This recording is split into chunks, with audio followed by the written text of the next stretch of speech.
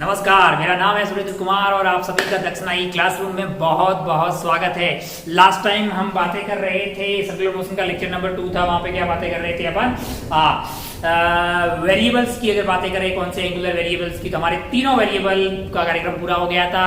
हम बातें कर चुके थे angular displacement, angular velocity and angular acceleration. फिर हमने पूरी अगर बॉडी सर्कुलर कर रही हो तो उसकी एक्सेलरेशन के बारे में खूब सारी बातें की। हमने ये पता कर लिया था कि अगर एक बॉडी सर्कुलर कर रही है तो एक्सेलरेशन तो होना जरूरी है, बगैर उसके काम चलने वाला नहीं है। और दो एक्सेलरेशन पॉसिबल हो सकती है, one is radial and one is tangential. Radial का काम होता है बॉडी को घुमाना सर्कुलर पाथ पे, टेंजेंशियल का काम होता है रफ्तार को परिवर्तित करना। तो इस वहां से ये साबित हो गया था भैया कि रेडियल तो मस्ट है, टेंजेंशियल हो भी सकता है, ना भी हो सकता है। मैंने कहा अच्छा भाई, बहुत बढ़िया। फिर कुछ सवाल अपन देख रहे थे और एक आध सवाल शायद होमवर्क में दिया था। उन्हीं सवाल से आज का कार्यक्रम शुरू करते हैं। उम्मीद है कि आपके भेजे में सारी बातें उतर रही है बहुत अच्छा से। चलिए भाई साहब, तो सवाल जो था, सवाल कुछ इस तरह से था कि एक बॉडी है, होमवर्क वार में 2 सवाल दिए गए थे। पहला सवाल देखते हैं। सवाल था भाई साहब कि एक बॉडी है जो क्या कर रही है, सर्कुलर मोशन कर रही है और उसका जो रफ्तार है किसी पॉइंट पे, उसकी जो रफ्तार है v, आपको दिया गया था v is equal to root of h। क्या था? Root of h। v आपको क्या दिया हुआ था? रूट ऑफ h दिया हुआ था। और आपको ये बोला गया था कि ये जो रेडियस है वो 1 मीटर है और आपको टाइम दिया हुआ था 1 सेकेंड। और आपसे पूछा क्या था कि भैया t is equal to 1 second पे radial acceleration and A net के बीच का आपको एंगल बताना था। आपको क्या बताना था? एंगल बताना था। मैंने कहा अच्छा भाई, बहुत बढ़िया, बहुत ही खूबसूरत। हो अब और h is the distance covered by body. S क्या था वहां पे? Distance covered by the body था। मैंने कहा अच्छा भाई, बहुत बढ़िया, बहुत शानदार। S is the distance covered by the body, distance covered by body. मैंने कहा अच्छा, बहुत शानदार। अब आप ध्यान से देखें तो आपको दिया हुआ है v is equal to root of s। ये देख के मुझे ऐसा दिख रहा है कि वेलोसिटी फंक्शन ऑफ दूरी आपको दिया हुआ है, कितना वो distance moved by the body वो दिया हुआ है। मेरे दिल में आता है कि यार टेंजेंशियल एक्सेलरेशन जो हुआ करती थी वो तो basically rate of change of speed ही तो थी। अरे यहाँ की नहीं यार, यही थी। अगर आप ध्यान से देखें तो मुझे स्पीड किस तरह से वेरी कर रही है s के साथ, ये तो दिया हुआ है। तो क्या मैं टेंजेंशियल एक्सेलरेशन को ऐसे भी तो लिख सकता हूँ, v is equal to dv by ds। मैंने कहा हाँ, v की वैल्यू क्या है? मैंने कहा v की वैल्यू रूट s है और इसका डिफरेंशिएशन, क्योंकि v फंक्शन ऑफ s दिया हुआ तो डिफरेंशिएशन करना मेरे लिए कोई टफ बात नहीं है। अगर मैं इसका डिफरेंशिएशन करूं तो क्या आएगा? रूट s का डिफरेंशिएशन क्या हो जाएगा? 1/2 रूट s। तो क्या रूट s से रूट s गायब हो गया? मैंने कहा हाँ, बचा क्या है भैया? 1/2 है। अरे at की वैल्यू क्या आ रही है? 1/2 आ रही। मैंने कहा अच्छा भाई, बहुत बढ़िया, बहुत है खूबसूरत, at की वैल्यू मिल गई है। अच्छा, बहुत बढ़िया। अब आप ध्यान से देखें तो at जो है मेरे लिए, at जो होती है, at क्या होती है? अल्फा इंटू आर होती है। तो क्या अल्फा मिल गया? मैंने कहा हाँ। अरे at जो है वो 1/2 मिल गया, इसका मतलब alpha into r is equal to 1/2 है। इसका मतलब अल्फा क्या हो गया है? 1/2r और r की वैल्यू क्या? 1 दी हुई तो 1/2 हो गया है। क्या मैं अल्फा को d omega divided by dt भी तो लिख सकता हूं ना? इसका मतलब ये 1/2 आया है, इसका मतलब d omega is equal to 1/2 dt आ गया भाई साहब। 0 से लेके t तक, तो ओमेगा आपका कहां से जाएगा? 0 से लेके ओमेगा तक। तो अगर आप d ओमेगा को लिखिएगा तो ये आपका क्या आ जाएगा? ये आपका ओमेगा आ जाएगा। और यहाँ पे dt का इंटीग्रेशन आपका क्या हो गया है? t हो गया है। dt का इंटीग्रेशन t हो गया तो ये कार्यक्रम आपका t/2 आ गया। क्या आ गया है? t/2। अच्छा, एक बार अगर ओमेगा मिल जाए तो रेडियल एक्सेलरेशन निकालना मेरे लिए कोई टफ चीज नहीं है। क्यों भैया? क्योंकि रेडियल एक्सेलरेशन मेरे लिए ar जो होगा वो क्या होता है? वो होता है ओमेगा स्क्वायर r। क्या होता है? ओमेगा स्क्वायर r, यानी इसका स्क्वायर, यानी कि t का square divided by 4 into r। r की वैल्यू क्या दी हुई है? 1 दी हुई है। अच्छा, और टाइम क्या दिया हुआ है लाला? टाइम तुझे कब पूछा है? 1 सेकेंड पे। t is 1 second, 1 second. तो AR की वैल्यू क्या हो जाएगी 1/4 आ गई है AR की वैल्यू, और AT की वैल्यू है 1/2। मुझे क्या पता करना है, मुझे ये पता करना है भैया, इधर आपका AT हो गया, इधर आपका AR हो गया, इधर आपका A नेट हो गया, बीच का एंगल ये यानी कि tan theta is basically AT divided by AR। tan theta क्या होगा, tan theta is AT divided by AR। मुझे क्या चाहिए, मुझे तो थीटा चाहिए। AT की वैल्यू क्या है, मैंने कहा AT की वैल्यू है 1/4। AR की वैल्यू क्या है, AR की वैल्यू है मेरे लिए AT की वैल्यू है 1/2। AT की वैल्यू क्या है 1/2 है, और AR की वैल्यू क्या है, AR की वैल्यू मेरे लिए 1/4 आ रही है। तो ये ऊपर चला गया 4, यानी कि ये वैल्यू क्या आ गई है 2 आ गई। भाई साहब अगर मुझसे पूछा जाए थीटा क्या होगा, तो मेरा जवाब क्या होगा tan इनवर्स ऑफ 2। क्या हो जाएगा tan इनवर्स ऑफ 2, ये हो जाएगा अपना आंसर। अगर सॉल्व करके आपका थीटा tan इनवर्स ऑफ 2 आया है तो अपनी पीठ थपथपा लीजिए, क्योंकि आपका आंसर सही है। अगला वाला जो सवाल था वो भी तो इसी टाइप का था ना, हाँ ऐसा ही कुछ सवाल था भाई साहब। उम्मीद है कि आपके पीछे में ये उतर गया होगा। एक बार दोबारा आप रुक के एक बार दोबारा देख लीजिए कि मुझे क्या दिया हुआ था। मुझे ये बोला था कि जो स्पीड है वो इस तरह से वेरी कर रही है, speed is equal to root s, और s वहां पे क्या है, distance covered by the body है। अच्छा भाई साहब बहुत, t is equal to 1 second पे मुझसे पूछा गया था। रेडियस आपको 1 मीटर दी, AR और A नेट के बीच का एंगल, AR और A नेट के बीच का एंगल। तो मैंने क्या किया, मैंने कहा V दिया हुआ है तो मैं AT निकाल दिया। मैंने क्या किया, मैंने AT निकाल दिया। AT निकाला तो 1/2 आ गया। AT होता है अल्फा इंटू आर, तो वहां से क्या अल्फा निकाल दिया। मैंने कहा हाँ अल्फा को d ओमेगा बाई dt किया तो क्या ओमेगा मिल गया।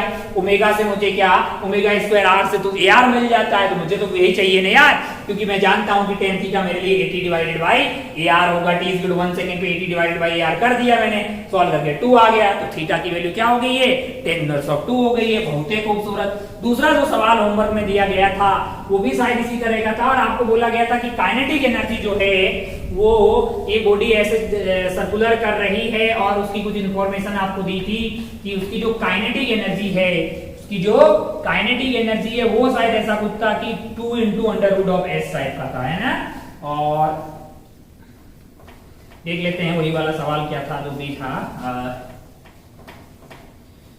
आपको बोला था कि इसकी जो काइनेटिक एनर्जी है बॉडी की, काइनेटिक एनर्जी किसकी, ये बॉडी जो सर्कुलर कर रही है, रेडियस आपको AR दे दें, और आपको बोला था कि भाई इसकी जो काइनेटिक एनर्जी है वो किस तरह से वेरी कर रही है, वो आपको बोला गया था ट्वाइस ऑफ रूट s। हाँ सही, ट्वाइस ऑफ रूट s आपको बोला गया था। क्या बोला गया था, twice of root s। s वहां पे क्या है, डिस्टेंस कवर्ड है, और आपको बोला गया था कि AR और A नेट के बीच का एंगल जब 45 डिग्री हो जाए तब का टाइम बताइए। क्या पूछा गया था, AR और AT के बीच का एंगल अगर जब 45 हो जाएगा तब आप जो है टाइम बताइए। अच्छा बहुत बढ़िया। रेडियस को शायद दिया नहीं है, रेडियस दिया भी था कि नहीं दिया, जो भी है उसको R रख देते हैं। उम्मीद है कि अगर आपको पिछले वाला समझ में आ गया होगा तो ये भी आ जाएगा।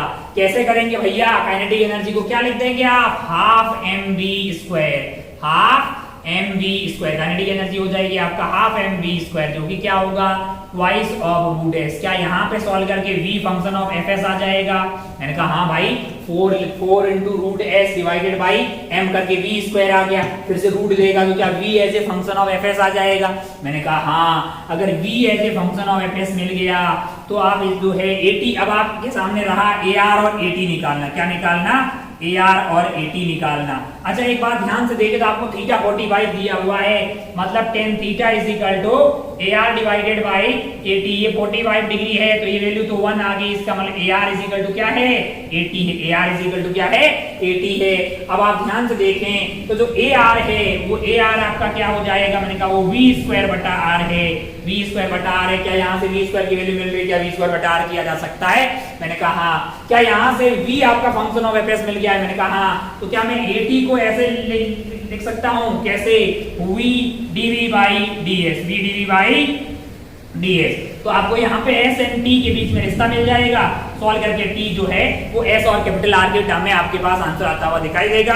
वक्त की थोड़ी सी कमी है और ऐसे इनफाइनाइट टाइप ऑफ सवाल बनाए जा सकते हैं, बुकलेट वगैरह में आप खूब पाएंगे। तो उम्मीद है कि आपको पूरा मैंने सवाल मैंने तो दे दिया है, मैंने लगभग सवाल बता दिया गया है। अपन आगे बढ़ते हैं और एक नई चीज शुरुआत करते हैं। ये सब बातें खूब सारी हो ही गई है। हेडिंग डालिएगा radius of curvature. Radius of curvature बहुत ही इंटरेस्टिंग और काफी इंपॉर्टेंट चीजें इस पे आती है, मतलब काफी काम की चीज है। हेडिंग डाल दीजिए आप रेडियस ऑफ कर्वेचर। क्या चीज? Radius of curvature. इसको उड़ा देते हैं, धड़ाधड़।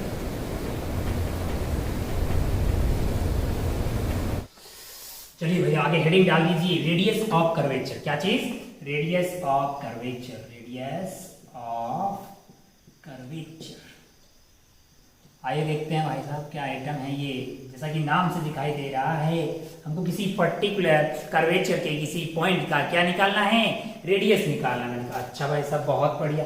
जैसे एक आसान सा कर्वेचर आपको दे, जैसे मैं आपको बोलूं कि भाई साहब हमारे पास एक सर्कल है जिसका रेडियस ऑफ कर्वेचर r है, जिसका रेडियस r है। माना कि यहाँ पे इस सर्कल पे एक पॉइंट P है, इसका आपको रेडियस ऑफ कर्वेचर पूछा जाएगा, तो आप बताएंगे भाई साहब कि ये पॉइंट P जो है r रेडियस वाले सर्कल का पार्ट है, इसलिए radius of curvature point P का क्या हो गया है? ये आपके लिए r हो गया। अच्छा बहुत बढ़िया भाई साहब, बहुत शानदार। तो अगर आप जरूरी नहीं ना फिर आपको कोई सर्कल पार्ट दिया, ऐसे मान लो कि कोई सा भी ऐसा कोई शेप दिया जाए, इस पॉइंट का आपको रेडियस ऑफ कर्वेचर बोला जाए, तो मैंने कहा भैया ये जो पॉइंट है वो एक r रेडियस वाले सर्कल का पार्ट होगा, और ये जो भी r होगा यहाँ का वही आपका क्या हो जाएगा? Radius of curvature. Radius of curvature. अच्छा वैसे अगर आसान, अच्छा अगर आप ध्यान से देखें तो एक कर्वेचर मेरे पास ऐसा है और एक कर्वेचर मेरे पास ऐसा है।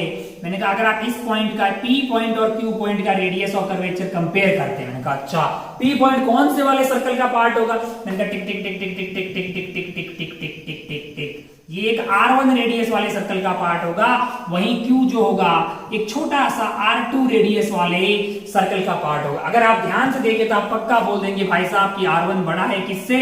R2 से बड़ा है। मैंने कहा अच्छा अगर आप ध्यान से देखें तो रेडियस ऑफ कर्वेचर R1 का बड़ा है। अगर आप ध्यान से देखें एक चीज बता सकते हैं, जिसका रेडियस ऑफ कर्वेचर बड़ा है उसका घुमाव थोड़ा कम है कि नहीं है? और जिसका रेडियस ऑफ कर्वेचर कम है उसका घुमाव ज्यादा है। अच्छा ओ मतलब एक अगर बेसिक अगर आसान भाषा में बात करें तो क्या पता लगाता है इससे? मैंने कहा इससे हमें पता लग जाता है किसी भी कर्व का घुमाव, किसी भी कर्व का घुमाव। अच्छा आसान भाषा में अगर बात करें तो इट टेल्स अस अबाउट घुमाव ऑफ कर्व। घुमाव ऑफ कर्व। अच्छा अंग्रेजी भाषा में इसी घुमाव की बात करें तो क्या होता है? कर्वेचर। तो अपने को ये कर्वेचर के बारे में आइडिया देता है। अच्छा जितना ज्यादा घुमाव है उतना ही रेडियस ऑफ कर्वेचर कम आता है। मैंने कहा अच्छा भाई साहब अगर मान लो कि अपने पास एक स्ट्रेट लाइन है, बोले कि पॉइंट P का रेडियस ऑफ कर्वेचर बताएं, तो कौन से वाले सर्कल का पार्ट होगा, कौन से वाले रेडियस के सर्कल का पार्ट होगा ये वाला पॉइंट P? तो आप बोलेंगे भाई साहब फिर तो रेडियस आपका क्या हो जाएगा? इंफिनिटी हो जाएगा। Radius of curvature straight line की किसी पॉइंट का क्या हो जाएगा आपके लिए? इंफिनिटी हो जाएगा। तो इसमें घुमाव बहुत कम है। घुमाव क्या है? बहुत कम है। तो आसान भाषा में अगर बात करें तो radius of curvature is 1 upon घुमाव, 1 अपॉन कर्वेचर, 1 अपॉन कर्वेचर। जितना घुमाव आपके पास कम होगा, जितना घुमाव आपके पास कम होगा उतना ही आपके पास रेडियस ऑफ कर्वेचर ज्यादा होगा। अब आप बोलेंगे भाई साहब जो है ये सब बातें हम लोग क्यों पढ़ रहे हैं? मैंने कहा भैया हमको सर्कुलर ट्रैक पे गाड़ियां घुमानी होती है ना यार। जैसे मान लीजिए कि आप अगर हाईवेज देखेंगे, हाईवेज में टर्न आपको इस तरह का दिखाई देगा, ये आपका रेडियस ऑफ कर्वेचर मान लो R1 हो गया। और अगर आप गांव में एकदम रोड देखेंगे एकदम सॉफ्ट टर्न मारती है, गांव में अगर आप रोड देखेंगे इस तरह से एकदम साफ टर्न होता है। तो अगर आप ध्यान से देखें तो आपने ये ऑब्जर्व किया होगा कि जो हाईवेज वाले का जो टर्न्स होते हैं, यानी हाईवेज पे कहीं पे भी अगर रोड ऐसे घूम रही होती है कर्व पाथ में, और जो गांव में ऐसे गांव में कुछ करके एकदम कच करके एकदम जो है घुमा दी जाती है रोडें, लेकिन हाईवेज पे आप देखेंगे तो पाएंगे कि रेडियस ऑफ कर्वेचर जो है वो ज्यादा होता है। एकदम ऐसा कहीं नहीं होता कि भाई हाँ कई बार मजबूरी में हो सकता है कि कुछ पहाड़ी एरिया हो आपको सॉफ्ट टर्न लेना पड़े, लेकिन ऐसे सॉफ्ट टर्न अवॉइड किए जाते हैं। आगे अपन बात करेंगे क्यों किए जाते हैं, क्योंकि गाड़ियां स्लिप हो सकती है, टॉपल भी हो सकती है, बहुत सारी बातें हो सकती है, इसलिए क्या करते हैं कि इस तरह का कर्वेचर अपन कोशिश करते हैं कि भाई साहब जो है कर्वेचर ज्यादा हो, मतलब रेडियस ऑफ कर्वेचर ज्यादा हो, मतलब कर्वेचर कम हो। अच्छा, और क्या कहा आपने, बम्प वगैरह देखे हो भाई, रोड के ऊपर बम्प बनाते हैं ना। अच्छा, तो अगर आप देखेंगे हाईवे पे जो बम्प बने होते हैं वो बहुत ही, मतलब ऐसा नहीं कि बहुत बड़ा सा बम्प बना दिया इतना बड़ा सा ताकि गाड़ियां आगे वहां पे मतलब रुक ही जाए, ये है ना।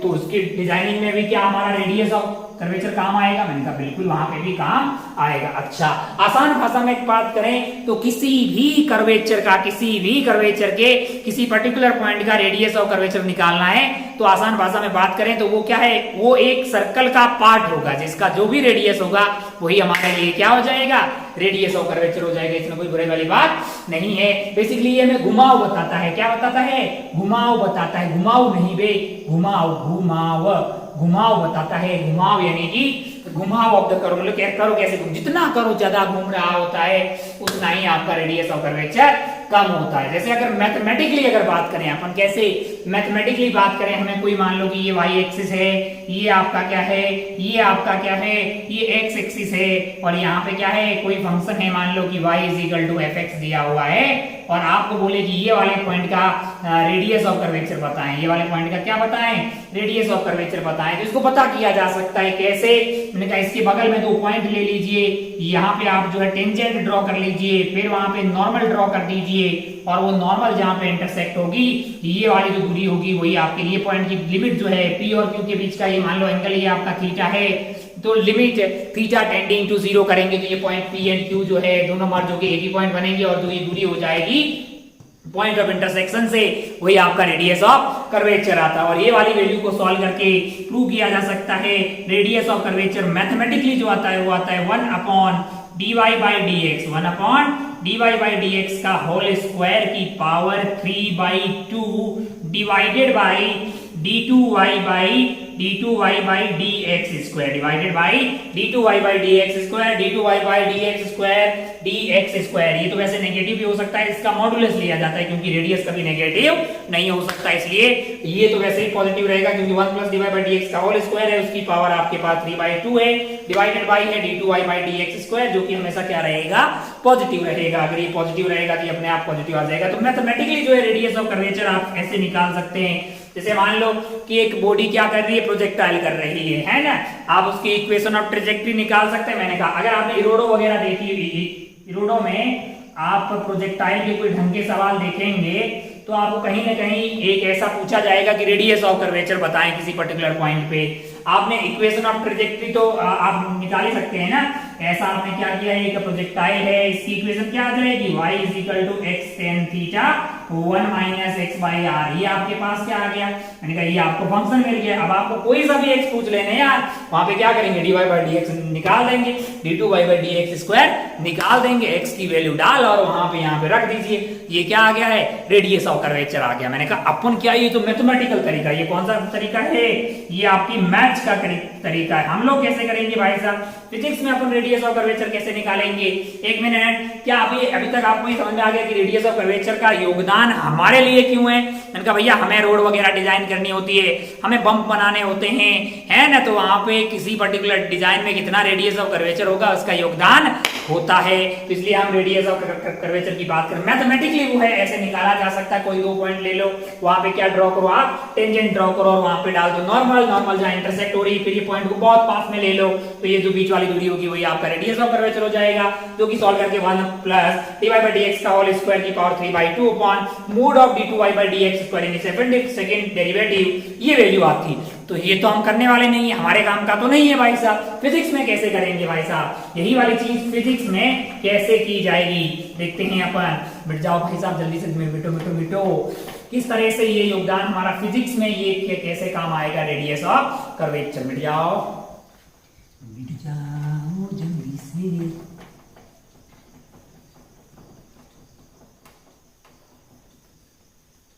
बढ़िया यार, मिट जाओ, उससे ज्यादा लग रहा है जल्दी मिटोगे।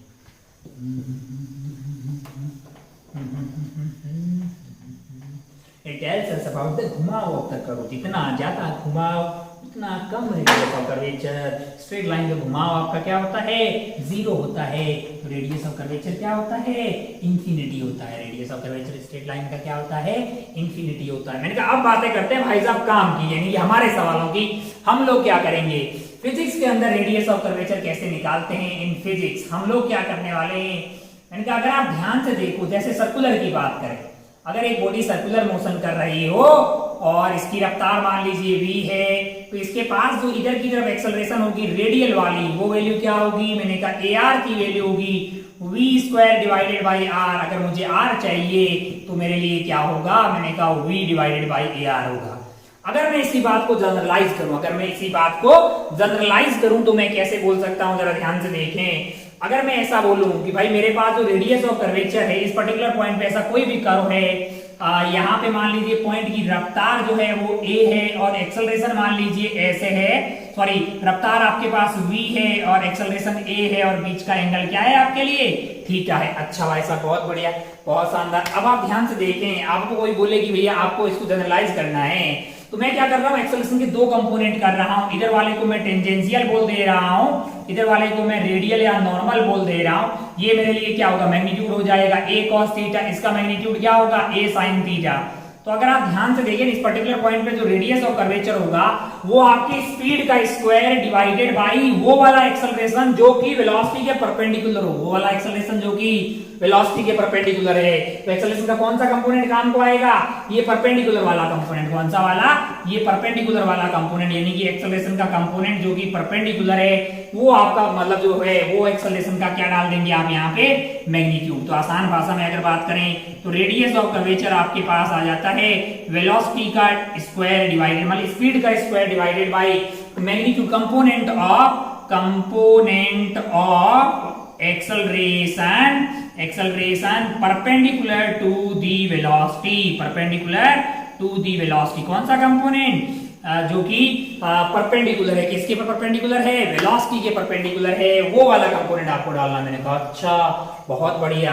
तो हमारे काम का क्या है, ये है भाई साहब का, कोई सा भी हो, अगर आप ध्यान से देखें, मान लो कि आपके पास वेलोसिटी ऐसे है, मान लो कि आपके पास एक्सेलरेशन ऐसा है, ये है एंगल आपका थीटा, तो दो कंपोनेंट कर देंगे, आपका 80 हो जाएगा। ये आपका a रेडियल बोल दीजिए या a परपेंडिकुलर बोल दीजिए, इसको a पैरेलल बोल सकते हैं किसके, तो आपका रेडियस ऑफ कर्वेचर हो जाएगा इसका मैग्नीट्यूड का square divided bye a perpendicular का मैग्नीट्यूड। अच्छा ओ अब हमारे सवाल कैसे आएंगे, मैंने कहा अभी सवाल बनाना अपने लिए कोई टफ चीज नहीं है।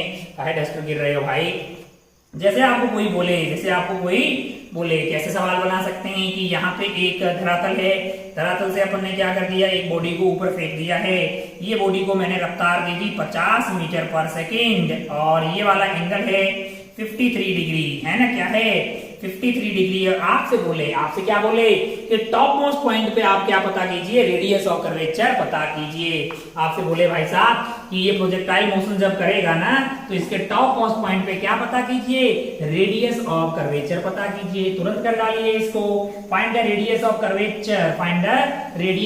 Curvature at the top most point. इस प्रोजेक्टाइल में टॉप मोस्ट पॉइंट पे रेडियस ऑफ कर्वेचर क्या होगा, ये है सवाल आपसे। Find radius of curvature at top most point of the projectile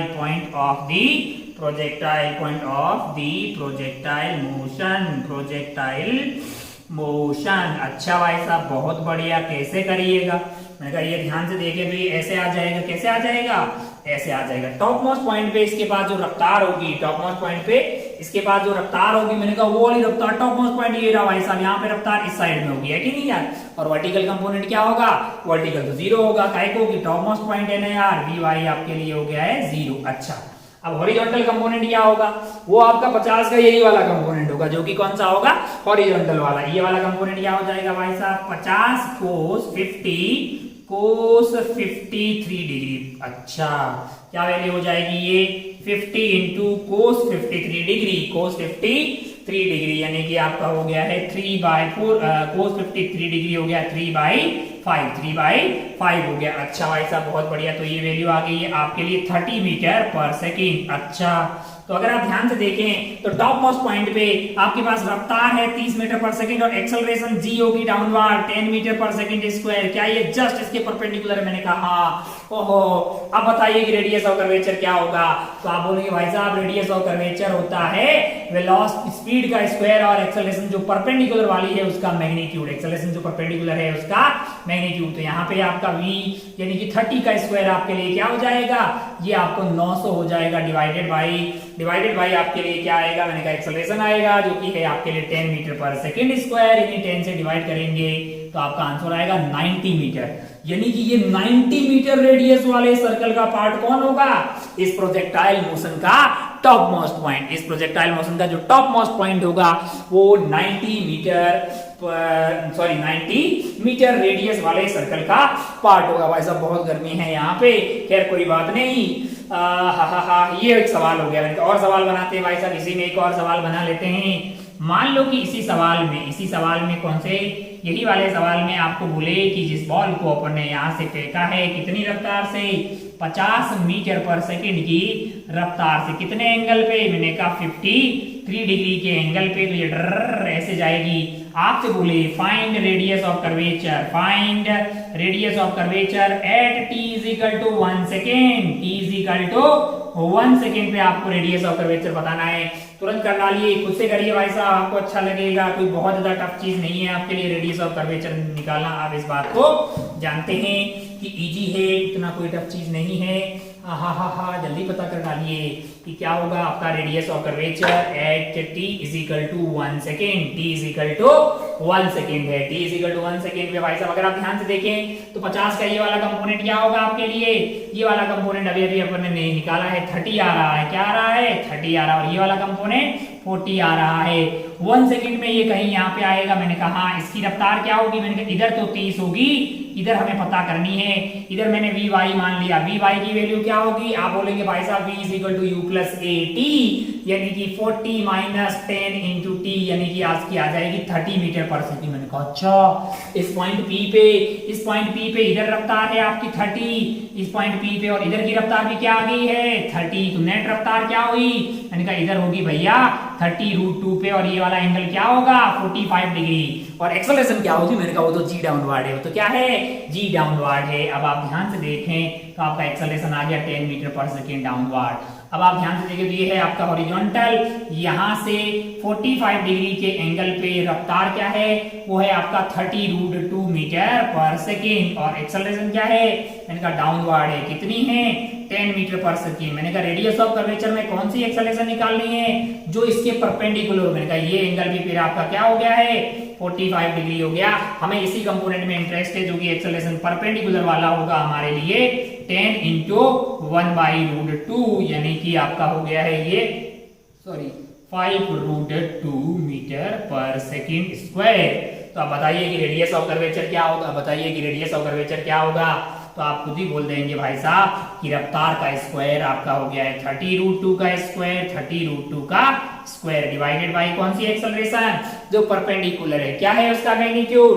उसका मैग्नीट्यूड है आपके लिए 5√2। हो 30√2 का स्क्वायर करेंगे तो आपके लिए क्या आ गया है? मैंने कहा ये आ गया 900 × 2 डिवाइडेड बाई 5√2। 900 × 2 डिवाइडेड बाई 5√2, जो भी ये वैल्यू आ रही है ये आपका हो गया है √2, और ये वैल्यू कितनी आ रही है? ये आपके लिए वैल्यू आ गई है 1 एंड देन आपका आ गया है 4 एंड 0, तो 180 और 180√2 मीटर जो है ये आपके लिए क्या हो जाएगा?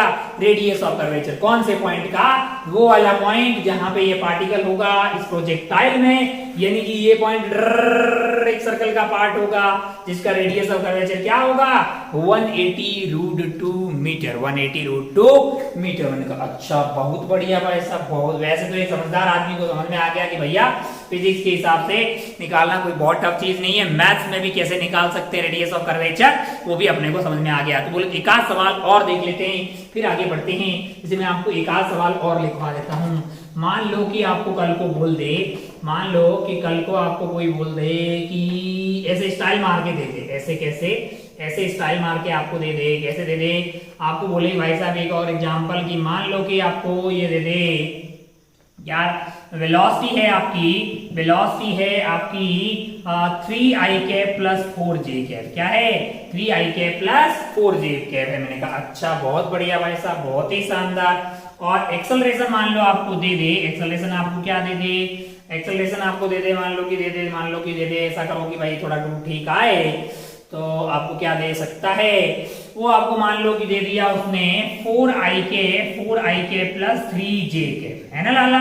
ओ बहुत बढ़िया भाई साहब, बहुत शानदार। आपको बोले किसी पर्टिकुलर पॉइंट पे, किसी पर्टिकुलर पॉइंट पे पार्टिकल का वेलोसिटी ये है, एक्सेलरेशन ए, वेलोसिटी क्या है 3i प्लस 4j मीटर पर सेकंड, इतना है आपका वेलोसिटी और इतना मीटर पर सेकंड स्क्वायर क्या है, मैंने कहा ये एक्सेलरेशन है। और आपसे बोले कि अब इस पर्टिकुलर पॉइंट पे आप क्या कीजिए कि ये भाई साहब जिस पाथ पे जा रहे होंगे उसका रेडियस ऑफ कर्वेचर बता दीजिए। अच्छा भाई साहब बहुत बढ़िया, कैसे करेंगे, तो हमें पता है ना यार, हमारे लिए कोई टफ चीज नहीं है। रेडियस ऑफ कर्वेचर क्या होता है, पर वेलोसिटी का मैग्नीट्यूड, वेलोसिटी का मैग्नीट्यूड यानी स्पीड जो है उसका स्क्वायर, उसका स्क्वायर। और एक्सेलरेशन कौन सी वाली, परपेंडिकुलर वाली का मैग्नीट्यूड। मैंने कहा अच्छा, तो क्या मुझे v का मैग्नीट्यूड निकालना तो मेरे लिए कोई टफ चीज नहीं है, पर मुझे एक्सेलरेशन परपेंडिकुलर वाला निकालना पड़ेगा। वो वैसे मुझे निकालना आता है, बेसिक नॉलेज अगर आपको वेक्टर का है, वेक्टर का अगर बेसिक नॉलेज है तो आप कंपोनेंट लेके इसको आराम से निकाल सकते हैं। ये बातें आपने टेस्ट वेस्ट में भी की होगी और पहले भी आपके सामने वेक्टर में खूब बार आई होगी कंपोनेंट लेने का वेक्टर का। हो वैसे अगर मोड ऑफ v बोला जाए, मोड ऑफ v मेरे लिए क्या हो जाएगा, ये तो बेसिकली हो गया आपके लिए 9 प्लस 16 यानी कि आपका आ गया है 5। अच्छा भाई साहब बहुत बढ़िया, बहुत शानदार। अब आप ध्यान से देखें तो आपके लिए है यहाँ पे, ये मान लो कि v वेक्टर है, ये वाला आपके लिए a वेक्टर है। मैं a के दो कंपोनेंट कर रहा हूँ, इसको मैं a पैरेलल बोल रहा हूँ, a पैरेलल बोल रहा हूँ। किसके पैरेलल है, वो वेलोसिटी के पैरेलल है। और ये वाला कंपोनेंट क्या है, ये a परपेंडिकुलर है। इन दोनों का कॉम्बिनेशन क्या आ रहा है, a आ रहा है। अगर मुझे a पैरेलल चाहिए तो मैं a पैरेलल को बड़ी आसानी से क्या लिख सकता हूँ, ये एंगल अगर थीटा है तो मैग्नीट्यूड होगा a का मैग्नीट्यूड a है, ये वाला मैग्नीट्यूड मेरे लिए हो जाएगा a cos थीटा, और डायरेक्शन होगी v कैप की डायरेक्शन में। ये बातें आपने पहले वेक्टर में भी पढ़ी होगी, इसलिए मैं थोड़ा फास्ट बता रहा हूं। मैं इस आइटम को क्या मैं a डॉट v कैप भी लिख सकता हूं, सोच के दे कैसे कि a cos थीटा, तो a का मैग्नीट्यूड आपका a हो गया, v कैप का मैग्नीट्यूड 1 हो गया, और बीच का एंगल है थीटा तो cos थीटा हो गया। तो क्या मैं इसको a डॉट v कैप भी लिख सकता हूं, मैंने कहा इनटू आप कर दीजिए v कैप, क्या मिल गया है a पैरेलल। अच्छा तो यहाँ पे a पैरेलल की वैल्यू क्या होगी, मैंने कहा यहाँ पे a पैरेलल की वैल्यू होगी आपके लिए a dot v cap. a क्या है, a है आपके लिए 4i cap plus 3j cap. a क्या है 4i cap plus 3j cap. Dot उसका किससे लेना है, उसका डॉट लेना है v कैप से। उसका डॉट अगर आपको v कैप से लेना है तो वो है 3i cap plus 4j cap divided by उसका मैग्नीट्यूड यानी कि 5 आ गया है, इंटू आपको v कैप करना है यानी कि आपके लिए 3i cap plus 4j cap divided by 5 है, डिवाइडेड बाई 5 है। अगर आप ध्यान से देखें, अगर आप ध्यान से देखें तो आई की आई किससे मुलाकात हुई, तो क्या हुआ है 4 तिया 12 और 3 की 4 से तो 12 प्लस 12 हो गया है आपके लिए 24। 24 डिवाइडेड बाई 4 तिया 12 और 3 12 प्लस 12 हो गया 24। डॉट ले लेगा क्या, तो ये वैल्यू आ गई है आपकी 24 divided by 25 3i cap plus 4j cap, 3i cap plus 4j cap. अच्छा यहाँ खेला खत्म नहीं हुआ है, यहाँ से आप बड़ी आसानी से बोल सकते हैं कि a parallel plus a perpendicular है, that is equal to a है। अगर ये परपेंडिकुलर चाहिए तो आप क्या करेंगे, a माइनस a पैरेलल कर देंगे। a आपका कहाँ है, मैंने कहा a ये रहा, 4i cap plus 3j cap में से क्या घटाएंगे, आप इसको घटा देंगे कि कितने को 24 divided by 25 3i cap plus 4j cap. Master calculation अपनी मर्जी से कर रहा है, मतलब तेजी से कर रहा है, गलत भी हो सकता है, आप अपने हिसाब से देख लेना। खैर उतना भी गलत नहीं है, अभी तक तो ठीक ही कर रहा है। मान लो कि आपने सही कर रहे हैं, तो ये आपका हो गया है, कितना हो गया है, यहाँ से इसको ले जाएंगे इधर, तो ये आपका हो जाएगा 124 इंटू 100 आई कैप प्लस 75 जे कैप माइनस आपके लिए 24 से मल्टीप्लाई कर दीजिए, 4 तिया 12 और आपके लिए हो गया है, अच्छा भाई साहब, और 3 6 72 आई कैप माइनस आपके लिए हो गया है 416 आंसर 1 और ये 96 जे कैप। अच्छा डिवाइडेड बाई क्या है, मैंने कहा 25 है, डिवाइडेड बाई क्या है 25 है। माना कि मैंने कैलकुलेशन ठीक की है, जल्दी जल्दी कर रहे हैं। 100 माइनस 72, 100 माइनस 72, तो ये वाली वैल्यू क्या हो गई है आपके लिए 28 आई कैप, 28 आई कैप हो गई है। अच्छा भाई साहब 6 में से 5 गए, 1 बचा, यानी कि ये 21 हो जाएगा, minus of 21 J cap divided by 25। देख लीजिए ठीक किया है क्या। 100 माइनस 72 यानी कि ये तो 28 हो गया है, हाँ, और 96 प्लस आपका 7 एंड हाँ 9 एंड 2 क्या कर दिया, किसको किससे घटाना था, हाँ सॉरी 96 माइनस 75 है, 5 प्लस 1 हो गया 6 एंड 7 प्लस 2 इज 9, ठीक किया है। तो ये आपका एक्सेलरेशन परपेंडिकुलर आ गया। हमको क्या चाहिए, हमको इसका मैग्नीट्यूड चाहिए, तो इसका मैग्नीट्यूड हमारे लिए क्या होगा, वैल्यू हमने अपनी मर्जी से लगाया, बहुत शुक्ला सा आएगा हमारे लिए मैग्नीट्यूड।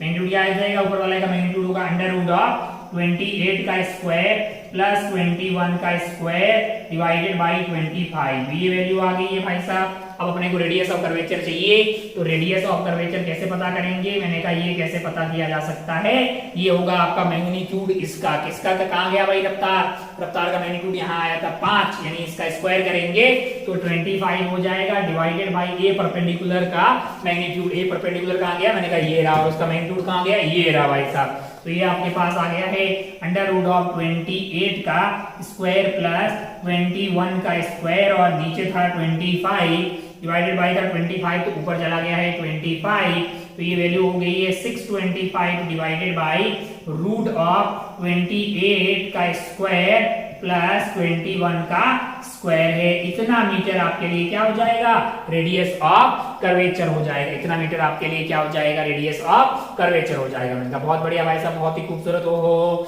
एक आध सवाल और देखते हैं, इसको उड़ा देते हैं।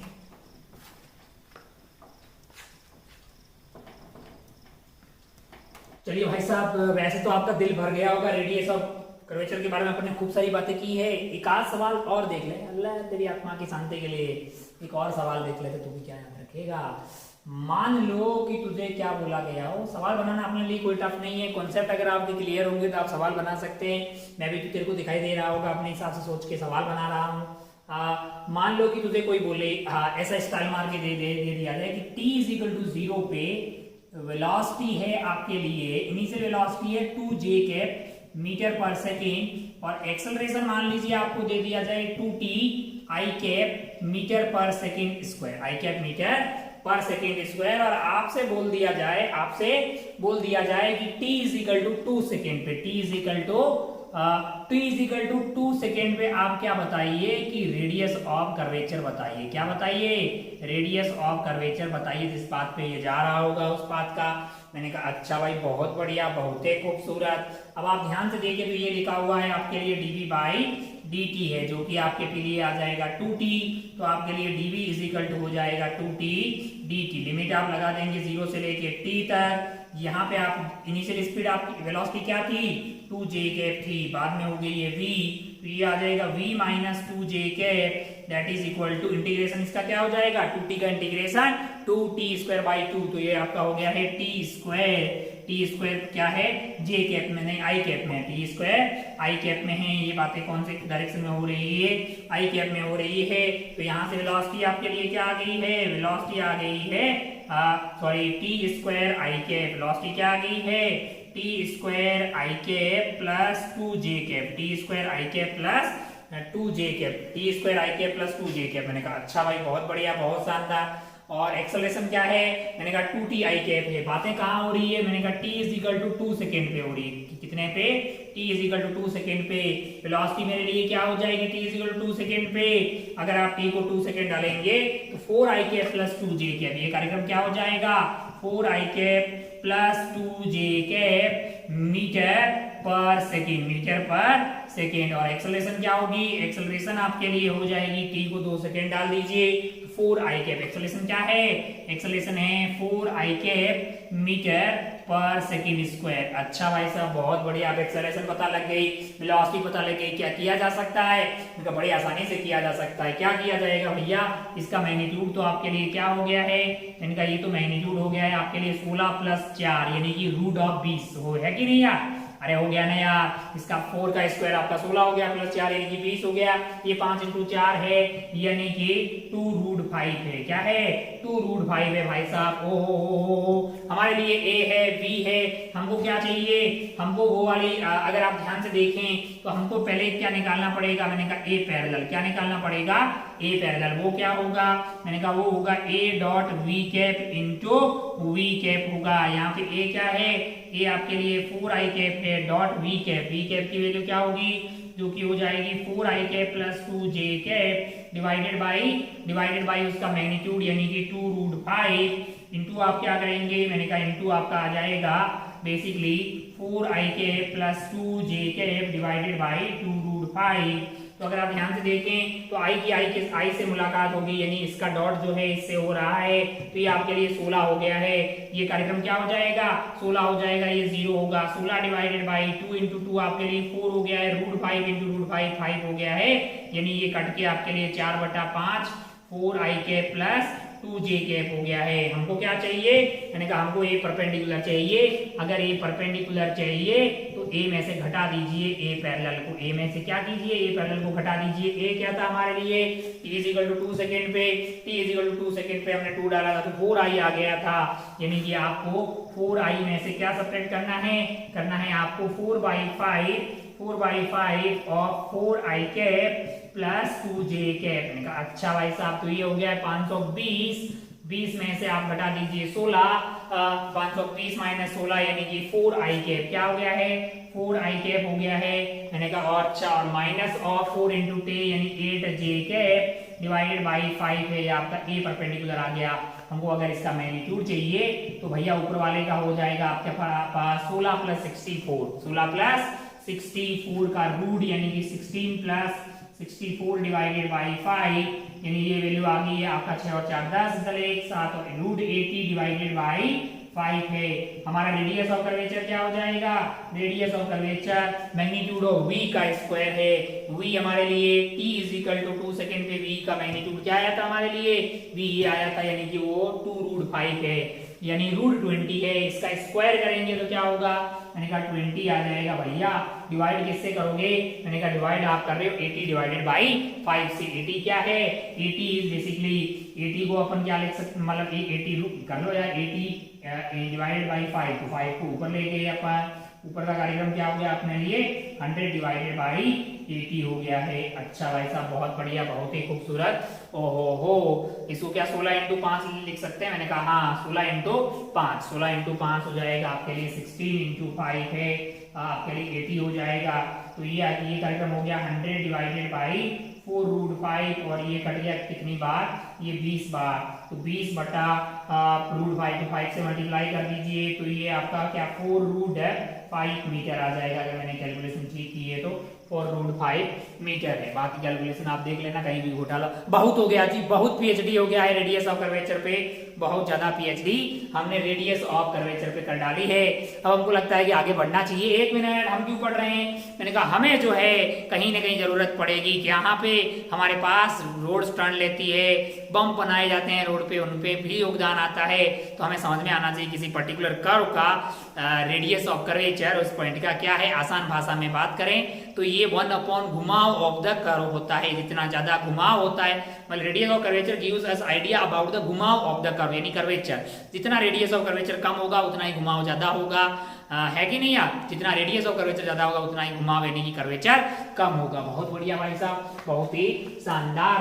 आगे बढ़ते हैं, आगे बढ़ते हैं, आगे आप हेडिंग डाल दीजिए डायनामिक्स ऑफ सर्कुलर मोशन, है ना, डायनामिक्स ऑफ सर्कुलर मोशन है। अच्छा भाई साहब, बहुत ही खूबसूरत। ओ हो हेडिंग डाल दीजिए dynamics of circular motion. Radius of curvature हम समझ गए हैं।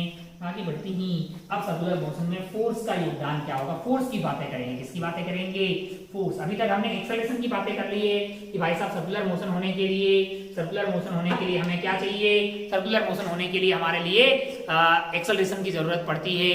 वो रेडियल और टेंजेंशियल दोनों हो सकती है, लेकिन रेडियल मस्ट। अब आप जानते हैं भैया एक्सेलरेशन है तो वो क्यों आई होगी?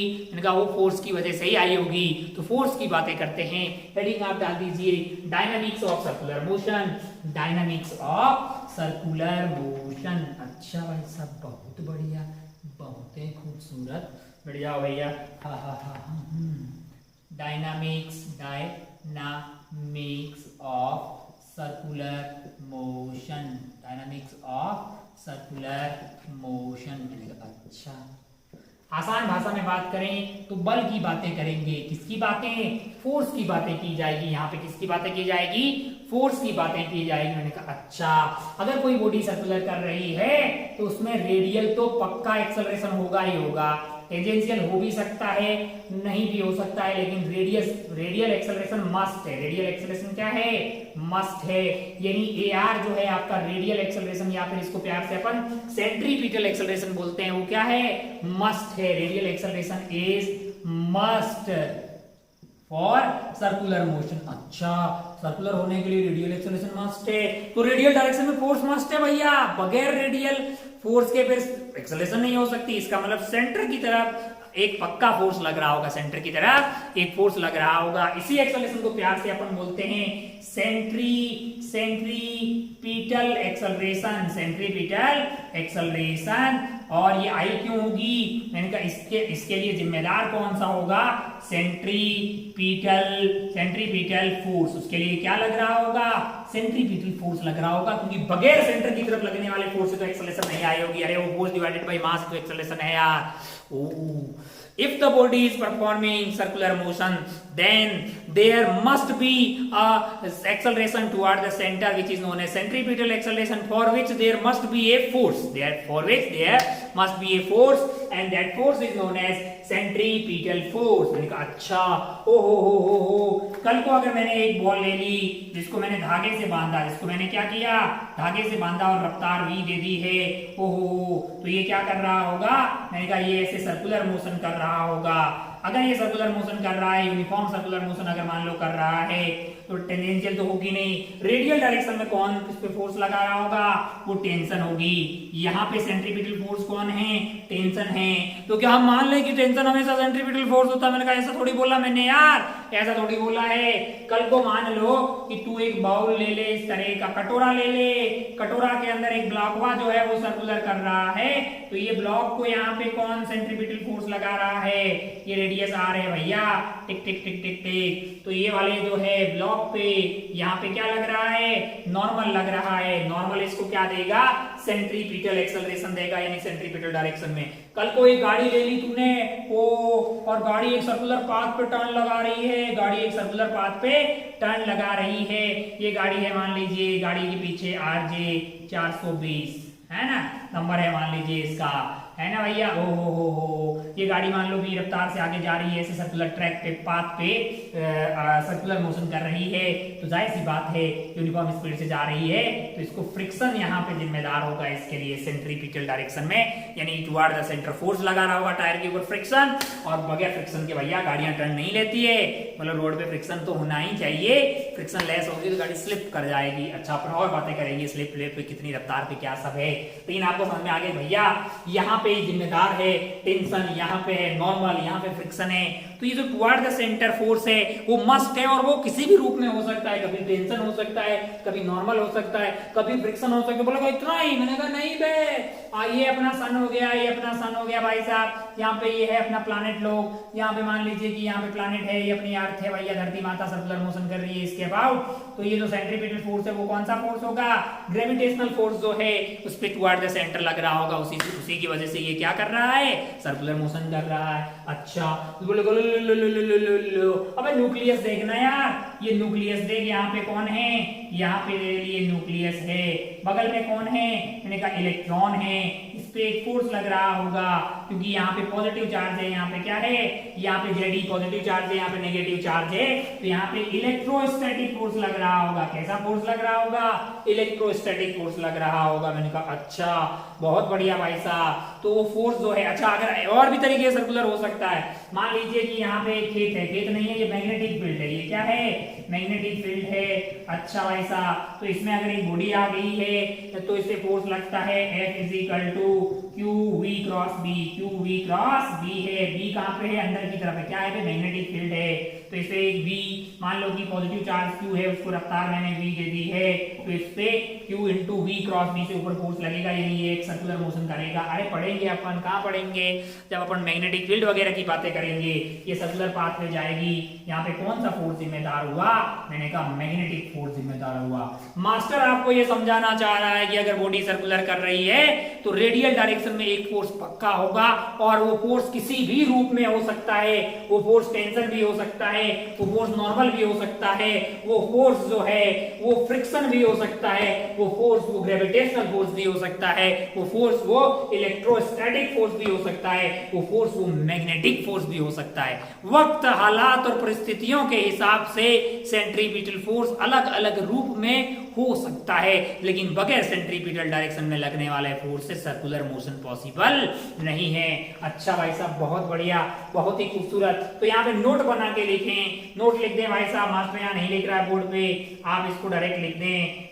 For circular motion the radial acceleration is must, it means there must be a force toward the centre, है ना, और वो force and that force may be tension, normal, friction, gravitational force, electrostatic force, magnetic force, depends on the situation. अलग अलग condition में अगर circular हो रही है तो वो सेंट्रीपिटल फोर्स अलग अलग हो सकता है। अच्छा भाई साहब बहुत बढ़िया, बहुत ही खूबसूरत। ओ हो, हमको ये समझ में आ गया कि भैया अच्छा ये टेंजेंशियल में भी लगेगा। मैंने कहा भाई टेंजेंशियल एक्सेलरेशन होगी, अगर नॉन यूनिफॉर्म होगा तो फिर टेंजेंशियल में भी फोर्स लगेगा, लेकिन वो ऑप्शनल है, वो तभी होगा जब सर्कुलर मोशन कैसी हो रही हो, नॉन यूनिफॉर्म हो रही हो।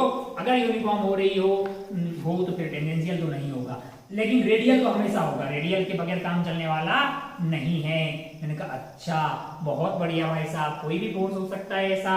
मैंने कहा हाँ। अब अगर आप ध्यान से देखें, मान लो कि मैंने एक आसान सा केस लिया, क्या लिया है, मैंने यहाँ पे एक धागा लिया है, मैंने क्या लिया है, एक धागा ले लिया, उससे क्या बांधा है, मैंने कहा एक मास m को बांध दिया, इसको मैंने रफ्तार v दी है, ये क्या कर रहा है, मैंने कहा ये धागे की लंबाई l है, तो ये l रेडियस वाले सर्कल में सर्कुलर मोशन कर रहा है। मैंने कहा अगर आप ध्यान से देखें तो इसकी एक्सेलरेशन किधर है, मैंने कहा इधर है। कैसी है भैया, रेडियल है। कितना मैग्नीट्यूड है, मैंने कहा v स्क्वायर बटा रेडियस क्या है, मान लो कि रेडियस r मान लेते हैं l, तो ये v स्क्वायर बटा r हो गया, हालांकि लेंथ l ही आपका रेडियस हो जाएगा, तो आपका रेडियस o, तो इसका मतलब नेट फोर्स इस पे किधर होना चाहिए, अगर ये यूनिफॉर्म स्पीड है तो मतलब टेंजेंशियल तो है नहीं, तो रेडियली आपके लिए नेट फोर्स हो जाएगा, मतलब अच्छा फोर्स। और इस पर्टिकुलर केस में वो फोर्स कौन होगा, मैंने कहा tension is equal to mass into acceleration, जो कि क्या हो गई है आपके लिए एम वी स्क्वायर बटा आर, यानी कि M V square divided by R है। अच्छा ये कैसा फोर्स है, ये सेंट्रीपिटल फोर्स है। अब अगर आप ध्यान से देखें, मैं क्या बन रहा हूं, मैं चीटा बन रहा हूं, क्या बन रहा हूं, चीटा बन रहा हूं। तू क्या बन, चीटा बन, चीटी बन, जो तेरे को बनना है वो बन, और कहां बैठ जा, इसके ऊपर बैठ जा, इसके ऊपर बैठ जा, यानी कि with respect to theta, with respect to this theta या फिर चीटी जो भी है, ओ हो, यानी कि from non inertial frame, from non inertial frame. अब मैं क्या कर रहा हूं, बॉल के ऊपर ही बैठ जा रहा हूं।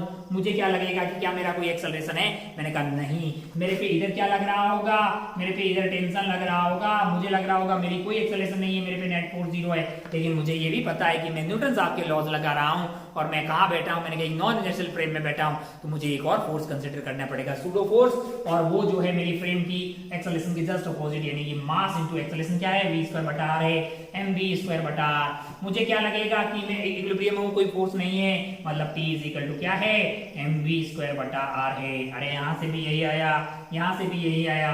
सूडो हमारी जिंदगी में चीजों को आसान करने के लिए लाया गया है, ये बात हम बहुत पहले से ही जानते हैं। सूडो हमारी जिंदगी में सवालों को आसान करने के लिए लाया गया है, टफ करने के लिए बिल्कुल नहीं लाया गया। आपको पहले ही बोला था कि सूडो से परेशान होना नहीं है, आगे जाके ये धीरे धीरे हमारी हेल्प ही करेगा। अब आप ध्यान से देखिए, आप इस पे बैठ गए, आपके लिए क्या है, इक्विलिब्रियम है, इसका मतलब T जो है mv²r के बराबर हो गया। अच्छा भाई साहब, बहुत बढ़िया, बहुत खूबसूरत। ओ ये जो टुवर्ड द सेंटर वाला फोर्स है, इसी फोर्स को प्यार से क्या बोलते हैं, सेंट्रीपिटल फोर्स। सेंट्रीपिटल फोर्स किधर होता है, towards the centre, towards the centre of circular motion, circle के सेंटर की तरफ होता है।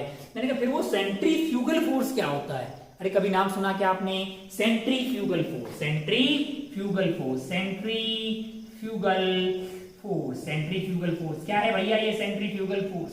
मैंने कहा अगर आप ध्यान से देखो तो ये जो सूडो है ना, यही वाला यहाँ पे सेंट्रीफ्यूगल फोर्स है। ओ अच्छा, किधर होता है? मैंने कहा रेडियली आउटवर्ड। ओ कहाँ कंसीडर करना है? मैंने कहा नॉन इनर्शियल फ्रेम में। अच्छा मतलब सूडो किसका, सूडो अगर मान लो हमारी ये body non uniform circular motion करती तो इसके पास AR भी होता और AT भी होता।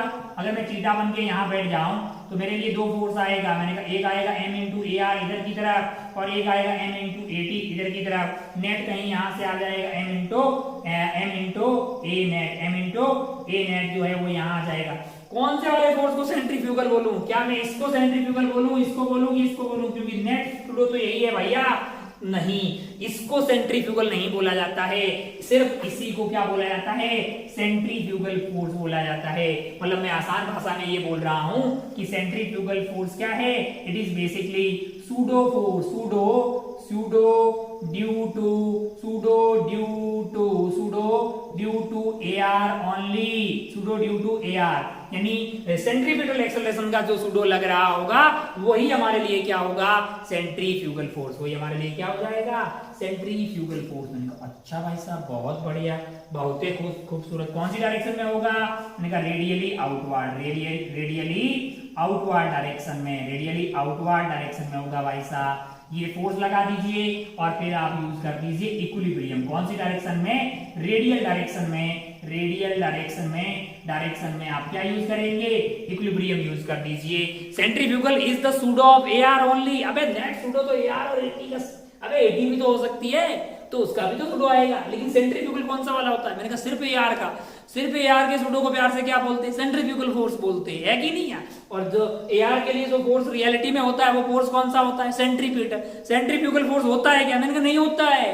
बॉडी के ऊपर ही बैठ जाओ तो फिर जो सूडो लेते हैं ना, AR का जो सूडो, AT का सूडो नहीं, नेट का सूडो नहीं, सिर्फ AR का सूडो जो होता है उसी को प्यार से क्या बोलते हैं? उसी को प्यार से अपन बोलते हैं सेंट्रीफ्यूगल फोर्स। मैंने कहा अच्छा सेंट्रीपिटल क्या होता है समझ में आ गया, सेंट्रीफ्यूगल क्या होता है हमको समझ में आ गया। एक आध सवाल बताइए फिर ये लेक्चर खत्म कर दीजिए, क्योंकि बहुत ज्ञान ऑलरेडी आप दे चुके हैं इसमें। तो इसको एक आध सवाल देखते हैं, फिर अपन जो है नेक्स्ट वाली क्लास में धूम धड़ाक से खूब सारे सवाल करेंगे। नेक्स्ट वाली क्लास में अपन खूब सारे सवाल अपन आप सर्कुलर में करने वाले हैं। अब सर्कुलर हमारे लिए सिर्फ सवाल चलने वाले हैं खूब सारे, और खूब सारी और टेक्निकलिटीज आगे सर्कुलर में आने वाली है। तो एक अच्छा स्टार्ट अपन लोग यहाँ पे कर चुके हैं सर्कुलर मोशन के बारे में। हताश, परेशान, निराश किसी भी पॉइंट पे नहीं होना है, समझते जाना है। मास्टर आपको पूरी ईमानदारी से हर तरह की छोटी मोटी चीज को पूरी डेप्थ में बताने की कोशिश कर रहा है। जो मैक्सिमम पॉसिबल गिवन कंडीशन में हो सकता है वो करने की अपन कोशिश कर रहे हैं। मान लीजिए कि यहाँ पे एक बॉडी है जिसका मास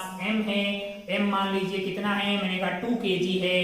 और ये इधर की तरफ आपके पास जो है इसकी रफ्तार मान लीजिए 2 मीटर पर सेकेंड है, ओ और रेडियस मान लीजिए कि 2 मीटर है। आपको कोई बोले कि यहाँ धागे में टेंशन क्या होगी अगर ये सर्कुलर मोशन कर रहा है इस पर्टिकुलर पॉइंट पे, तो आप बोलेंगे भाई साहब टी की वैल्यू क्या होगी, mv square by R, mv square by R है, तो टी की वैल्यू क्या होगी भैया, टी की वैल्यू होगी आपका m है 2 kg, v कितना है 2 है तो 4 हो गया है, डिवाइडेड बाई 2 यानी कि ये कट गया है, टेंशन आ जाएगी आपके लिए 4 न्यूटन, टेंशन आपके लिए क्या आ जाएगी 4 न्यूटन जो है यहाँ पे टेंशन आपके लिए हो जाएगी। मैंने कहा अच्छा भाई साहब एक लल्लू गुल्लू सवाल हो गया ये, ओहो कल को मान लो ऐसा पूछ ले आपको कैसा पूछ ले, सीधा 3 ब्लॉक कर देते हैं। मान लो अच्छा ये मैं यहाँ ओमेगा देता तो मैं आपको बोलता ओमेगा बता, अच्छा इस पर्टिकुलर केस में ओमेगा क्या होगा, मैंने कहा भैया v is equal to omega r है, तो v आपके लिए कितना है 2 है, ओमेगा हमें नहीं पता है, r की वैल्यू 2 है,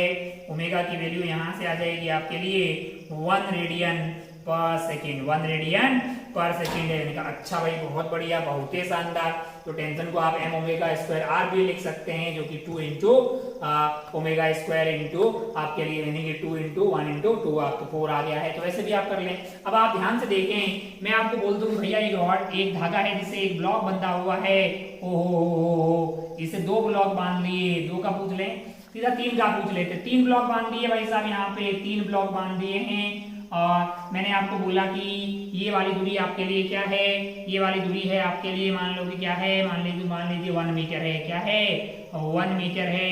मैंने कहा ये वाली दूरी क्या है, ये 1 मीटर है, ये वाली दूरी क्या है, मैंने कहा 1 मीटर है, ओहो सबका मास कितना है, मैंने कहा 1 kg ले लीजिए, 1 kg ले लीजिए, 1 kg ले लीजिए, इसका नाम अनीता ले लीजिए, बबीता ले लीजिए, चमेली ले लीजिए, यहाँ का टेंशन आप T1 ले लीजिए, यहाँ का टेंशन T2 ले लीजिए, यहाँ का टेंशन T3 ले लीजिए। ओहो आपको बोल रहा है कि ये पूरा कार्यक्रम इधर घूम रहा है, पूरा कार्यक्रम इधर घूम रहा है, अच्छा भाई साहब बहुत बढ़िया बहुत ही शानदार। और आपको ये बोल दें कि भैया तो ये C वाला है, C वाला जो है इसकी इधर की तरफ जो टेंजेंशियल रफ्तार है वो आपके लिए 3 मीटर पर सेकेंड, क्या है 3 मीटर पर सेकेंड, तो आप T1 T2 T3 बताएं, T1 T2 एंड T3 बताएं, T1 T2 एंड T3 बताएं। अच्छा भाई साहब बहुत बढ़िया बहुत ही खूबसूरत, पता कीजिए यहाँ तो एक था अब की बार 3 पूछ रहा है, अबे तो कर ले उसमें क्या है, एलएलएम ही तो है अब उसमें, आगे तो कुछ नहीं है ना यार, सर्कुलर कर रहा है बस एक्सेलरेशन अलग है, बाकी तो एलएलएम ही है ना। अब जरा ध्यान से देख इसकी रफ्तार दी हुई है, इसकी रफ्तार 3 होगी, इसकी रफ्तार 3 होगी, क्या मैंने कहा नहीं तो क्या सेम होगा, मैंने कहा सबका ओमेगा सेम होगा, ओमेगा सबका सेम होगा, रफ्तार अलग अलग होगी। हालांकि अगर आप ध्यान से देखें तो आप इसका टेंशन तो बड़ी आसानी से बता सकते हैं, क्यों, क्योंकि अगर आप चीटा बन के बैठ जाएंगे या फिर आप ग्राउंड फ्रेम में कर लें तो आपके लिए चीटा बन के बैठ जाएंगे, क्या होगा, मैंने कहा इधर इस पे लग रहा होगा T3 that is equal to mv square by R, m v square by R है, तो यहाँ पे m है 1, v की वैल्यू है आपके लिए 3 यानी कि क्या हो गया है 9 हो गया है, mv स्क्वायर बटा आर, और r की वैल्यू क्या है 3 मीटर है भैया। ये ऐसे सर्कुलर पाथ पे जा रहा होगा, ये ऐसे पे जा रहा होगा, ये ऐसे पे जा रहा होगा, इसका रेडियस कितना होगा वो बोलेगा 3 मीटर, यानी कि m आपका 1 है, ये 3 हो गया है, ये कट के क्या आ रहा है 3 न्यूटन क्या लग रही होगी, इस पे टेंशन लग रही होगी। मैंने कहा T3 तो मिल गया, T2 कैसे पता करेंगे, मैंने कहा T2 के लिए तो मुझे इसकी रफ्तार चाहिए होगी, किसकी रफ्तार B की, अरे भैया ये 3 से चल रहा है, ये तो 3 से नहीं चलेगा ना। मैंने कहा अच्छा भाई साहब यहाँ पे अगर आप ध्यान से देखें जो 3 वाला है इसके लिए मैं अगर मैं ओमेगा की बात करूं तो v is equal to omega r है, उसका रफ्तार 3 है, ओमेगा है, रेडियस 3 मीटर है, ओमेगा क्या आ गया 1 रेडियन पर सेकेंड, ओमेगा क्या आ गया है 1 रेडियन पर सेकेंड, कैसे आ गया क्योंकि आपको v पता है, आपको रेडियस पता है, तो ओमेगा आपका 1 रेडियन पर, मैं ओमेगा सबका सेम होगा क्योंकि सबका टाइम पीरियड क्या है सेम होगा। अबे यार यहाँ से चला है तो ये यहीं पे आएगा, टाइम पीरियड सेम नहीं होगा क्या, टाइम पीरियड आपके के लिए क्या होगा t is equal to 2 pi by omega, 2 pi आप घूम रहे हैं ओमेगा से, तो आपका ओमेगा जो है सबका सेम होगा। अच्छा भाई साहब अरे टोटल 2 पाई घूम रहे हो भाई, डिस्प्लेसमेंट 2 पाई है और आपकी रफ्तार थीटा आपका जो है, अरे ये दूरी डिवाइडेड बाय स्पीड ही कर रहा हूँ, कौन सी वाली दूरी, मैंने कहा एंगुलर वाली, स्पीड कौन सी, मैंने कहा एंगुलर वाली यार। अच्छा, ओहो, इसका मतलब एंगुलर स्पीड तो सबकी सेम होनी चाहिए ना यार, सबका सर्कल में घूमना तो 2 पाई होगा ना आत्मा, सर्कल भले कितना ही बड़ा हो, थीटा तो 2 पाई होगा ना यार, एंगुलर डिस्प्लेसमेंट तो सबका 2 पाई होगा ना। हाँ, वो पेरीमीटर अलग अलग होगा, यानी 2 पाई आर जो है वो अलग अलग होगा, लेकिन एंगुलर डिस्प्लेसमेंट तो 2 पाई होगा।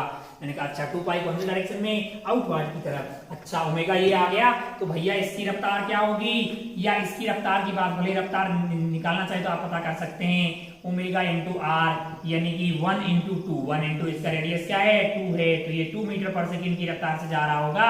ये आपका ओमेगा इंटू आर यानी कि रेडियस क्या है, रेडियस इसके पास 1 है, तो 1 into 1 v equal to omega R यानी कि 1 मीटर पर सेकंड है। अब आप यहाँ पे अगर 1 के बी वाले का एपीडी बनाएं, कि किसका एपीडी बनाएं, बी वाले का, इधर क्या लग रहा होगा, इधर आपका लग रहा होगा T3, जो कि क्या है, T3 जो है 4 न्यूटन है। मैंने कहा इधर क्या लग रहा होगा, T2 लग रहा होगा। इधर अगर आप थीटा बन के बैठ जाएंगे, सूडो क्या लगेगा, आप बोलोगे 1 इंटू एक्सेलरेशन, एक्सेलरेशन क्या होगी v स्क्वायर बटा आर, v स्क्वायर मतलब क्या है 2 का स्क्वायर यानी कि 4 डिवाइडेड बाई आर, यानी कि रेडियस आपका क्या हो जाएगा 2 हो जाएगा। थीटा को क्या लगेगा कि इक्विलिब्रियम है, कोई नेट फोर्स नहीं है, इसका मतलब T2 must be equal to 4 plus 4/2 क्या हो गया है 2, that is equal to 6 newton, that is equal to 6 newton, यानी कि T2 की वैल्यू क्या आ गई है 6 आ गई है। अब मुझे T1 पता करना होगा, तो मैं किसका एपीडी बनाऊंगा 1 kg का एपीडी बना देते हैं, ए वाले का अगर आप एपीडी बनाएंगे तो इधर आपका ये नाम है ए, इधर क्या लग रहा होगा उस पे T1 लग रहा होगा। T2 हमें मतलब टेंशन हमेशा खींचता है, T2 की वैल्यू क्या थी 6 न्यूटन थी। अगर मैं इसी पे बैठ जाऊं तो सूडो मेरा इस साइड में होगा 1 इंटू इसका एक्सेलरेशन क्या होगा mv स्क्वायर बटा r, m इसका 1 है, v इसका 1 है, डिवाइडेड बाय r यानी कि रेडियस 1 है, ये पूरी वैल्यू 1 आ गई है। तो T1 की वैल्यू आ गई आपके लिए 6 प्लस 1 यानी कि 7 न्यूटन क्या आ गई है 7 न्यूटन, यहाँ पे T आ गई है, इस पे इधर लग रहा होगा 7 और इधर आपका T2 है 6 यानी कि 1 हो गया, क्योंकि mv स्क्वायर बटा r यानी कि सेंटीमीटर एक्सेलरेशन आप ग्राउंड फ्रेम में करें या थीटा की फ्रेम में करें या ओमेगा से आप यहाँ पे mv स्क्वायर बटा r की जगह क्या लिखेंगे m ओमेगा स्क्वायर r भी तो लिख सकते हैं ना यार।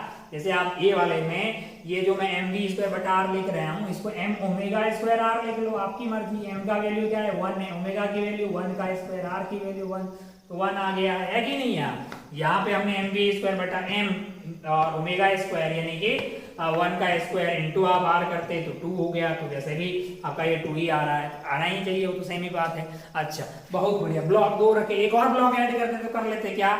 अच्छा भाई साहब बहुत बढ़िया, बहुत ही खूबसूरत, बहुत ही मतलब जो है आपने अच्छे से इसको स्टार्ट कर लिया है सर्कुलर मोशन के सवालों को।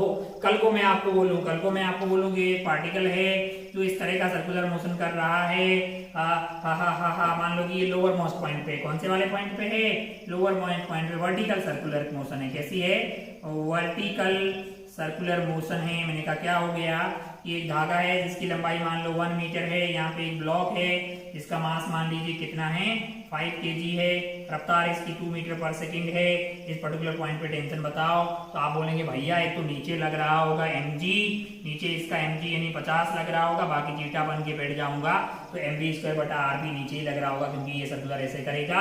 तो टेंशन की वैल्यू आ जाएगी 50 प्लस mv स्क्वायर बटा r है, प्लस mv स्क्वायर बटा r है, यानी कि mv स्क्वायर यानी कि 4 हो गया है, बटा आपके पास r है यानी कि 1 हो गया है, यानी टेंशन आपके लिए हो जाएगा 70 न्यूटन। क्या हो गया है 50 प्लस 20 यानी कि 70 न्यूटन। अरे mg लग गया भाई, प्लस आपके लिए mv स्क्वायर बटा r है।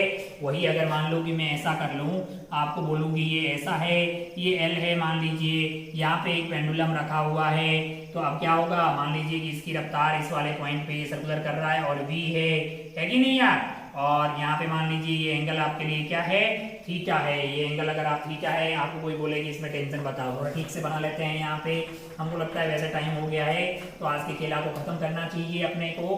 देखिए जरा ध्यान से क्या कहना चाह रहा है मास्टर ये बोल रहा है कि यहाँ से एक l लंबाई का पेंडुलम मान लीजिए कि यहाँ मास m है और ऐसी सर्कुलर मोशन कर रहा है, इसकी रफ्तार क्या है, इसकी रफ्तार v है, इसकी रफ्तार क्या है v है।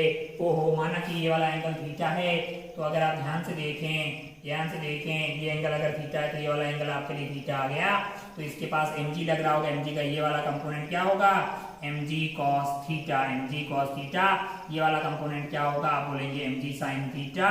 और कल को आपको कोई बोले टेंशन बताइए, तो आप टेंशन कैसे बताएंगे, थीटा बन के यहाँ बैठ जाएंगे, तो सूडो आपको इधर लेना पड़ेगा, इधर वाला सूडो क्या हो गया आपके लिए, अगर आप बात करेंगे तो वो आपका हो गया है t is equal to mg cos theta plus रफ्तार v है, तो क्या हो जाएगा mv स्क्वायर बटा r कौन सी डायरेक्शन में लग रहा होगा, मैंने कहा वो रेडियली आउटवर्ड लग रहा होगा, यानी mv स्क्वायर बटा r यानी कि l हो गया भाई साहब, है कि नहीं यार। और टेंजेंशियल डायरेक्शन में आपके लिए फोर्स, ये टेंशन ने इसको बैलेंस कर दिया है, यानी टेंशन की value mg cos theta plus mv square बटा l आ गई है, इधर ये कहीं नहीं जाएगा, इधर की तरफ नेट फोर्स क्या होगा mg sin थीटा, यानी एक्सेलरेशन इस डायरेक्शन में आएगी इसके पास mg sin theta divided by m कर दीजिए, यानी एक्सेलरेशन आ जाएगी टेंजेंशियल डायरेक्शन में g sin थीटा, ओहो, और रेडियल डायरेक्शन में क्या है mv स्क्वायर बटा v स्क्वायर बटा r है, v स्क्वायर बटा r टुवर्ड द सेंटर है, इसकी वजह से वो सेंटर पे जाएगा नहीं क्योंकि वो वेलोसिटी के परपेंडिकुलर है, इसलिए वो डायरेक्शन सिर्फ चेंज करता है। रेडियल एक्सेलरेशन क्या करता है, सिर्फ डायरेक्शन चेंज करता है, टेंजेंशियल एक्सेलरेशन स्पीड चेंज करता है। इसके बारे में खूब सारी बातें जो है हम लोगों ने पहले कर रखी है, अब बातें फोर्स की शुरू हुई है, जस्ट शुरू हुई है भाई साहब, इसको अच्छे से समझ लीजिए। खूब सारे सवाल जो है अपन नेक्स्ट वाले लेक्चर में इस पे करने वाले हैं, बहुत ही बेहतरीन बेहतरीन किस्म के सवाल भी। उम्मीद है कि सारी बातें आपके भेजे में उतर रही होगी, आप इसको बहुत अच्छे से समझिएगा और जो भी इस पे होमवर्क दिया जा रहा है पूरी ईमानदारी से शिद्दत से उसको सॉल्व कीजिएगा। आज के लिए अपन जो इस खेला को यही करते हैं खत्म। आप अपना और अपनों का खूब ख्याल रखिएगा, हंसते रहिए, मुस्कुराते रहिए, और जब तक ये खेला चल रहा है तो ऐसे ही पढ़ते रहिए और कभी मुलाकात होगी। चलिए, जय हिंद, जय भारत, टेक केयर, बाय।